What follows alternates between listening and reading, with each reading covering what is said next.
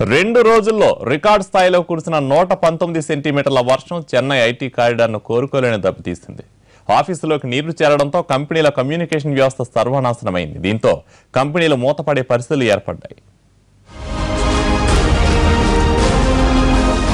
మొన్నటి వరకు చెన్నై సేఫ్ అనుకున్న ఐటీ ఉద్యోగులు కంపెనీలు ఇప్పుడు ప్రత్యామ్నాయ మార్గాలను వెతుకుంటున్నాయి. ముఖ్యంగా కాగ్నిజెంట్, టీసీఎస్, ఐబీఎం, ఇన్ఫోసిస్ కంపెనీలు పొరుగు రాష్ట్రాల వైపు చూస్తున్నాయి. ఈ కంపెనీలు చేయాల్సిన ప్రాజెక్టులన్నీ నిలిచిపోయే పరిస్థితులు ఏర్పడ్డాయి. ఐటీ సంస్థలకు కోట్ల రూపాయల నష్టం వాటిల్లింది. బయటి ప్రపంచంతో వారికి సంబంధాలు పూర్తిగా తెగిపోయాయి. దీంతో కంపెనీలు పొరుగు రాష్ట్రాలకు తరలి వెళ్లాలనే ఆలోచనలో ఉన్నాయి. వారు ఎంపిక చేసుకుంటున్న నగరాల్లో హైదరాబాద్ ముందు వినిపిస్తోంది.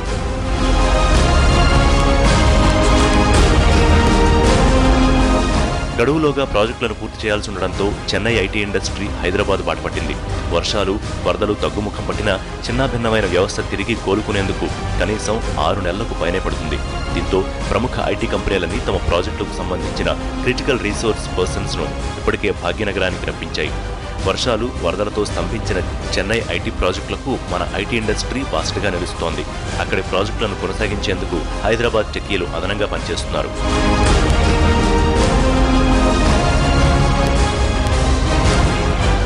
చెన్నై నుంచి వచ్చిన ఉద్యోగులకు ఆయా కంపెనీలు, హోటళ్లు తమ సొంత అద్దె గెస్ట్ హౌస్ల్లో వసతి కల్పిస్తున్నాయి. తెలంగాణ, ఏపీ, మహారాష్ట్ర, కర్ణాటక, ఒడిశాలకు చెందిన ఐటీ ఉద్యోగులు చెన్నై నుంచి వలసపాటు పట్టారు. కంపెనీలు కూడా తప్పని పరిస్థితుల్లో ఉద్యోగిని కోరుకున్న చోటికి పంపిస్తున్నారు. It's almost resumed. So 2 days we are working. I think from tomorrow onwards we will be able to cover everything. Actually last 2-3 days we are unable to reach our office premises, and there was a lot of water block between the road and we couldn't reach any of the phones or internet, anything. So we were able to log in around 40 to 50%. హోటళ్లు, company space ఈజీగా దొరికేది హైదరాబాద్లోనే కావడంతో ఎక్కువ మంది టెక్కీలు ఇక్కడికి రావడానికి ఆసక్తి చూపిస్తున్నారు. ప్రముఖ కంపెనీలన్నీ చెన్నై, హైదరాబాద్లో ఉద్యోగులకు పనిని షేర్ చేస్తున్నాయి. ఓ ఉద్యోగి చేసే 8 గంటల పనిని హైదరాబాద్లోనే తమ కంపెనీ ఉద్యోగులకే 2 గంటలు అదనంగా అప్పగిస్తున్నాయి. మన కంపెనీలో ఎక్కువ శాతం యూరోప్ దేశాలకు సేవలు అందిస్తున్నాయి. అందుకే కంపెనీల ప్రతిష్ట దెబ్బతినకుండా టెక్కీలు ఒకరికొకరు సాయం చేసుకుంటున్నారు. చెన్నై ఐటీ కారిడార్లో ఇంకా పడవల్లోనే తిరగాల్సిన పరిస్థితి. ఐటీ పరిశ్రమ అస్తిత్వాన్ని దెబ్బతీసేలా చెన్నై వరదలు మారాయి.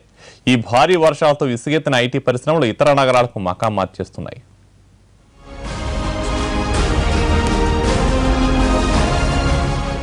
దేశంలోని ప్రముఖ ఐటీ కేంద్రాల్లో చెన్నై ఒకటి. మద్రాస్ ఐటీ కారిడార్లో కొన్ని వేల సంస్థలుండగా సుమారు 4 లక్షల మంది ఉద్యోగులు పనిచేస్తున్నారు. చిన్న చితకా సంస్థలు కాకుండా బాగా పేరున్న ఐటీ సంస్థలే ఈ కారిడార్లో 2000 వరకు ఉన్నాయి. గత ఆర్థిక సంవత్సరం ఐటీ ఎగుమతుల్లో చెన్నై వాటా 75,000 కోట్ల రూపాయలు కాగా ఇందులో Infosys, TCS, IBM, HCl, Wipro, Cognizant లాంటి సంస్థలున్నాయి.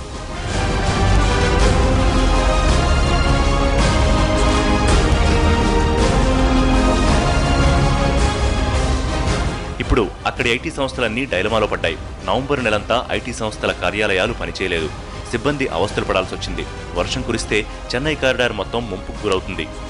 ఉద్యోగుల నివాసాలైన తాంబరం, వేళచ్చేరి, అడయార్, కోటూర్పురం, మణిమంగళం, ముడిచూరు, మరిమలైనగర్, తిరువాన్మియూర్ ప్రాంతాలు మొత్తం నీటమునిగాయి. ఇవన్నీ లోతట్టు ప్రాంతాలే. ఒకప్పుడు చెరువులు, తటాకాలే.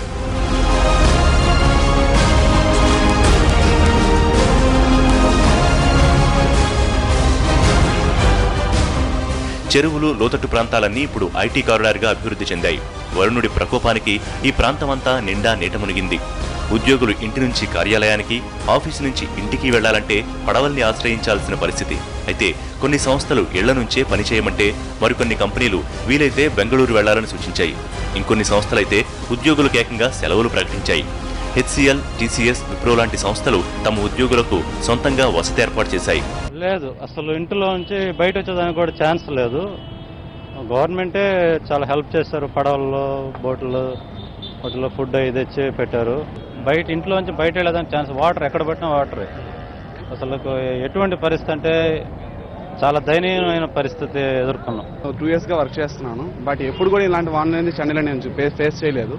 బట్ లాస్ట్ 20 daysగా ట్రైన్ అనేది చాలా హెవీగా ఉంది. ఇక్కడ మెయిన్గా వచ్చి వేళచ్చేరి ఇలాంటి మెయిన్ ఒక్కొక్క సమ్ ఏరియాస్ మొత్తం చాలా దెబ్బతిన్నాయి. ట్రావెలింగ్ అనేది చాలా కష్టం అయిపోయింది.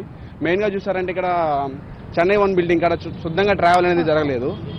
అది కాకుండానే టీ నగర్, అశోక్ పిల్లర్ అదంతా కొంచెం చాలా కొద్దిగా డ్యామేజ్ అయ్యాయి. నీళ్ళు అనేది చెరువులు వదిలేయడం వల్ల చాలా ఎఫెక్ట్ జరిగింది పీపుల్స్కి. మెయిన్గా వాన వల్ల కాదు, మెయిన్ ఆ చెరువులు అనేవి వదిలినందువల్ల చాలా ఏరియాలు చాలా దెబ్బతిన్నాయి. బుధవారం ఎప్పుడు వీలు చూసుకుని వాళ్ళు వెళ్ళిపోయారు, చాలా మంది రాలేదు. బట్ ఉన్నోళ్ళు ఇక్కడ లోకల్లో ఇక్కడ స్టే చేస్తున్నారు కదా, చెన్నైలో చాలా మంది పోల్ వరకు వస్తున్నారు. నిరంతరాయంగా నిర్వహించవలసిన కార్యకలాపాలకు మాత్రం ఐటీ సంస్థలు ప్రత్యామ్నాయ చర్యలు తీసుకున్నాయి.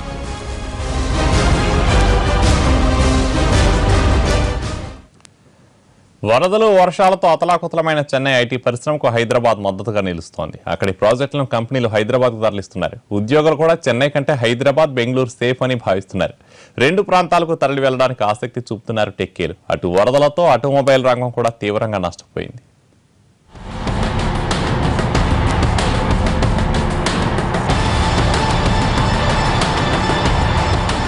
విదేశీ క్లయింట్లకు ఇచ్చిన హామీలు నెరవేర్చేందుకు ఇతర కేంద్రాల నుంచి కార్యకలాపాలు నిర్వహించడం కోసం ప్రముఖ ఐటీ కంపెనీలు చర్యలు చేపట్టాయి. చెన్నైలో 11 కేంద్రాల్లో 60,000 మంది ఉద్యోగులున్న కాగ్నిజెంట్ తమ ఎంప్లాయీస్లో కొందరిని ముఖ్యమైన కార్యకలాపాలు నిర్వహించేందుకు ఇతర ప్రాంతాలకు పంపించింది. అక్కడికి వెళ్లిన టెక్కీలు చెన్నై కంటే హైదరాబాద్, బెంగళూరు సేఫ్ అని భావిస్తున్నారు. అందుకు పలు కారణాలు చెబుతున్నారు. ముఖ్యంగా హైదరాబాద్లో జీవన వ్యయం తక్కువని అభిప్రాయపడుతున్నారు. ప్రశాంతమైన నైట్ లైఫ్ కూడా ఇందుకు తోడైంది. క్రైమ్ రేటు తక్కువగా ఉండడం, వేసవి, శీతాకాలం, వర్షాకాలం వాతావరణాల్లో పెద్ద మార్పు రాకపోవడం లాంటివి ప్రధాన కారణంగా చెబుతున్నారు.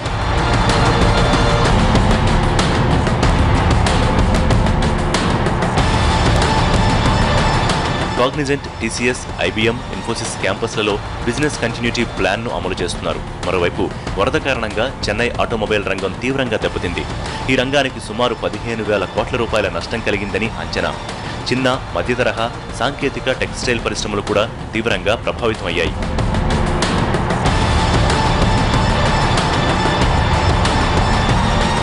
చెన్నైలో టెలికాం రంగం కూడా అస్తవ్యస్తమైంది. అయినా BSNL, Airtel, Aircel, Vodafone, RCom సంస్థలు వినియోగదారులకు ఉచిత టాక్ టైంతో పాటు ఇంటర్నెట్ సేవలు అందించి బాధితులకు కాస్తో కూస్తో సాయం చేశాయి.